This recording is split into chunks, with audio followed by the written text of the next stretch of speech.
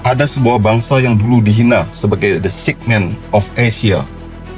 Sebuah negeri yang terpecah, dipenuhi kemiskinan, perang saudara, dan ketertinggalan teknologi. Namun seabad kemudian, bangsa yang sama berdiri sebagai raksasa industri dunia, menguasai elektronik, otomotif, baja, kimia, baterai, teknologi hijau, hingga rantai pasok global.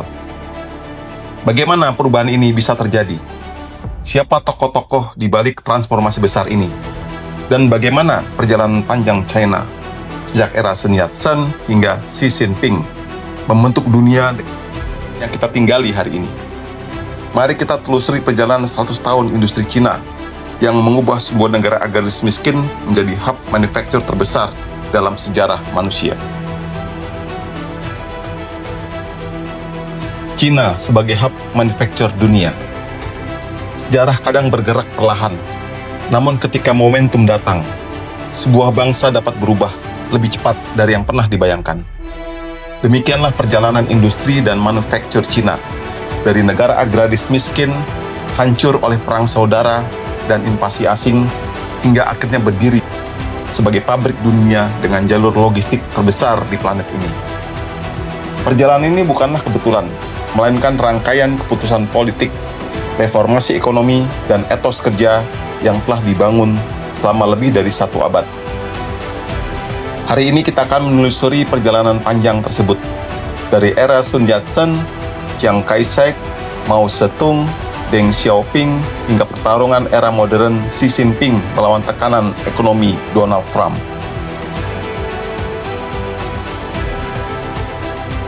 Era Sun Yat-sen, fondasi awal industrialisasi. Awal abad ke-20, Cina berada dalam kondisi rapuh. Dinasti Qing runtuh, ekonomi terpecah, dan teknologi tertinggal jauh dari Jepang, serta negara-negara Eropa. Ketika Dr. Sun Yat-sen memproklamasikan Republik Cina di tahun 1912, industrinya praktis masih berbasis pertanian tradisional. Kondisi industri di era Sun Yat-sen, yaitu 85 hingga 90% masyarakat bekerja di sektor pertanian. Industri modern sangat terbatas. Lebih banyak dimiliki investor asing di Shanghai, di Guangzhou, dan di Tianjin. Jalur kereta api baru sekitar 9.000 km, jauh di bawah Amerika Serikat yang sudah lebih dari 300.000 km. Kapasitas baja nasional di bawah 0,3 juta ton per tahun, tertinggal dari Jepang yang sudah mencapai 3 juta ton per tahun. Sun Yat-sen memahami bahwa tanpa industrialisasi, Cina akan terus terjajah.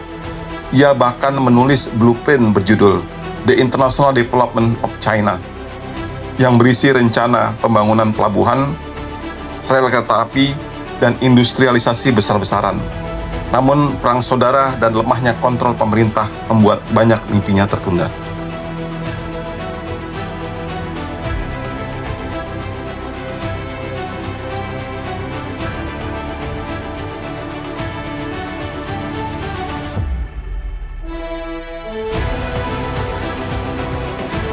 Era Chiang Kai-shek, industrialisasi tertahan perang.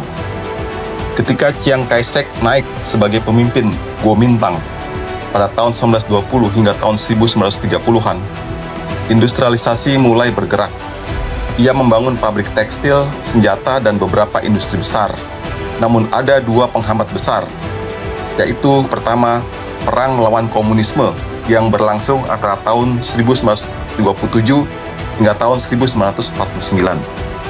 Konflik antara Kuomintang dan Partai Komunis yang menguras sumber daya. Banyak pekerja dan insinyur dipaksa bergabung ke militer. Yang poin kedua adalah invasi Jepang yang berlangsung antara tahun 1937 hingga tahun 1945. Invasi Jepang memukul industri Cina habis-habisan. 70% kapasitas manufaktur hilang atau rusak.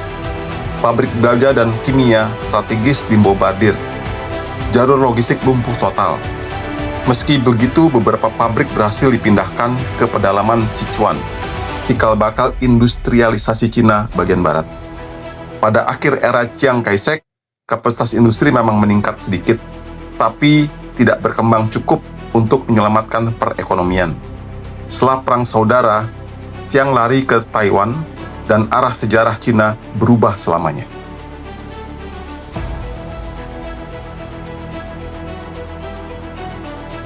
Era Mao Zedong, sosialisasi besar-besaran, kemajuan, dan tragedi. Ketika komunis menang tahun 1949, Mao Zedong mewarisi negara yang hancur, miskin, dan penuh kelaparan. Namun Mao memiliki visi besar. Cina harus mandiri secara produksi, teknologi, dan militer. Fase pertama, industrialisasi ala Soviet, yang berlangsung antara tahun 1950 hingga tahun 1957. Dengan bantuan teknisi Uni Soviet, 156 proyek industri berat dibangun. Baja, batu bara, pembangkit listrik, dan pabrik mesin tumbuh pesat. Output industri meningkat 140% dalam 7 tahun. Namun, ketergantungan pada model Soviet membuat industrialisasi sangat fokus pada sektor berat, sementara barang konsumsi dan pertanian tertinggal. Fase kedua, The Great Leap Forward, yang berlangsung antara tahun 1958 sampai tahun 1961. Ini fase paling kelam. Mao ingin mengejar Inggris dalam produksi baja dalam tempo beberapa tahun saja. Hasilnya, lokakarya backyard furnace dipaksa memproduksi baja, tapi kualitasnya buruk. Pekerja pertanian dialihkan ke industri hingga stok pangan runtuh. Terjadi kelaparan terburuk abad 20. Diperkirakan antara 20 hingga 40 juta korban yang meninggal dunia akibat kelaparan ini. Industrialisasi bukannya maju, malah hancur. Lalu lanjut ke fase ketiga, yaitu revolusi kebudayaan yang berlangsung antara tahun 1966 hingga tahun 1976. Ketika Mao meluncurkan revolusi kebudayaan, universitas tutup, insinyur dan ekonom dianggap kontra revolusi. Proyek industri besar terhenti. Namun di tengah kekacauan itu, Cina tetap berhasil membangun fondasi penting, yaitu program nuklir dan roket lokal, industri militer mandiri, pusat penelitian mesin dan metalurgi. Saat Mao wafat tahun 1976, Cina memang punya industri berat, tapi ekonominya tertinggal puluhan tahun dari Jepang, Korea Selatan, bahkan Taiwan.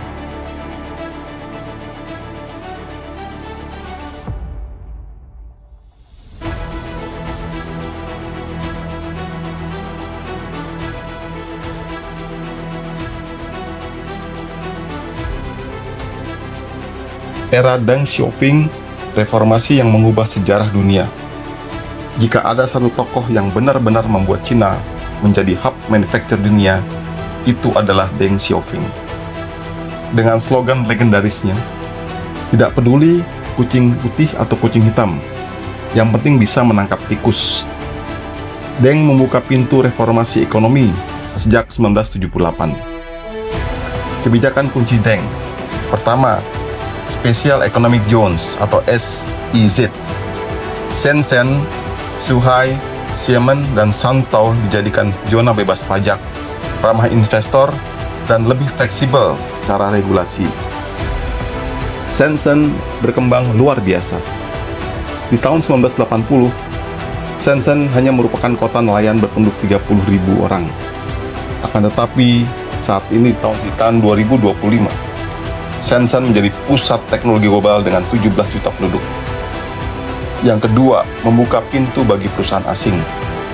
Perusahaan Jepang, Amerika, dan Eropa membangun pabrik seperti Sony di tahun 1980-an, HP dan Motorola di tahun 1990-an, BLV, GM, dan Volkswagen di tahun 1990-an. Mereka banyak membawa hal seperti teknologi manufaktur modern, standar kualitas, manajemen industri kelas dunia. Yang ketiga, reformasi pertanian. Memastikan pangan stabil. Karena pangan stabil, maka tenaga kerja bisa pindah ke sektor industri. Yang keempat adalah infrastruktur besar-besaran. Pada tahun 2000, 16.000 rel kereta api baru dibangun. 40 bandara baru juga dibangun. Jalur listrik dan pabrik baja melonjak 10 kali lipat. Dan pada akhir era Deng, pertumbuhan ekonomi Cina rata-rata 10% per tahun selama 2 dekade.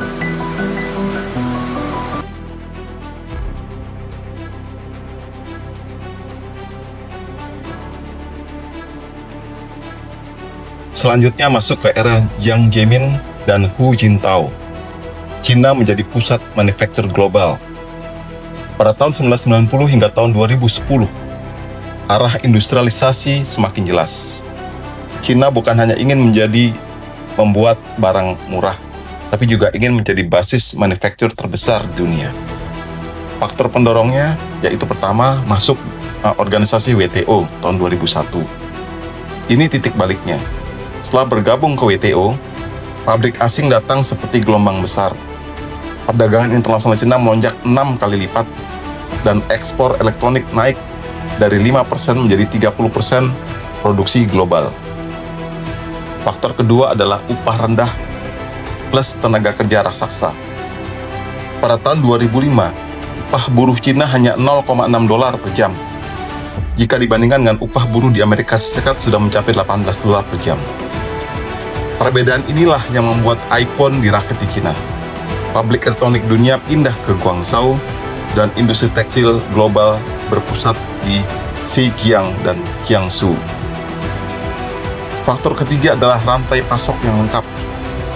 Cina membangun sesuatu yang tak dimiliki negara lain, yaitu seluruh supply chain dalam satu negara, dari bahan baku sampai finishing. Misalnya untuk sebuah smartphone.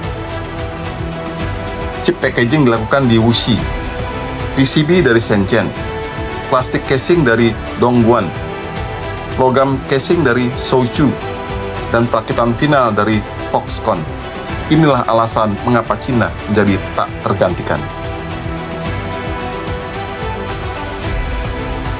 Kita lanjut ke era Xi Jinping, manufacture high-tech, dan perang dagang Trump. Ketika Xi Jinping berkuasa pada tahun 2012, ambisi Cina naik ke level yang berbeda. Cina ingin naik kelas dari hanya pabrik murah menjadi produsen teknologi tinggi.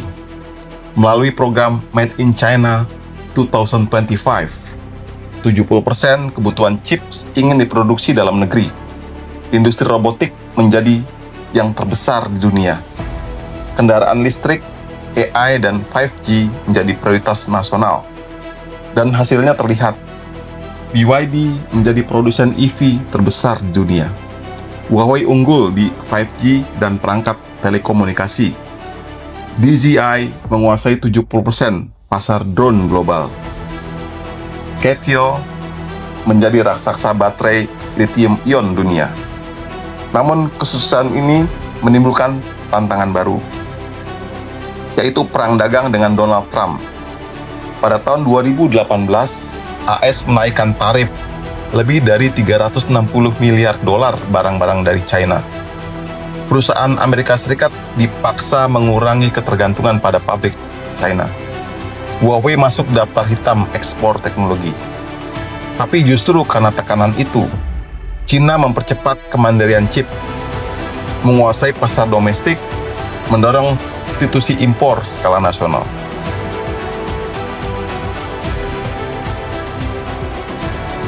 Sekarang kita masuk ke fase akhir. Cina menjadi pusat industri dari perjalanan 100 tahun. Jika kita melihat perjalanan ini secara utuh, jelas bahwa Cina tidak menjadi hub manufaktur dunia dalam semalam. Bangsa itu melewati perang saudara, invasi, kelaparan, kegagalan ekonomi, hingga reformasi besar-besaran. Dari Sun Yat-sen yang bermimpi industrialisasi, Chiang Kai-shek yang berjuang di tengah perang, Mao Zedong yang membangun dasar industri berat, Deng Xiaoping yang membuka pintu reformasi, hingga Xi Jinping yang mendorong China ke revolusi teknologi. Semuanya menyusun potongan puzzle yang akhirnya menjadikan Cina sebagai pusat manufaktur global. Dan hari ini, apa yang kita pegang, smartphone, laptop, charger, bahkan kendaraan listrik, semuanya membawa jejak rantai industri yang berakal dari perjalanan panjang bangsa tersebut. Cina bukan hanya pabrik dunia, melainkan contoh bagaimana sebuah negara bisa bangkit melalui strategi jangka panjang, disiplin nasional, dan keberanian untuk berubah.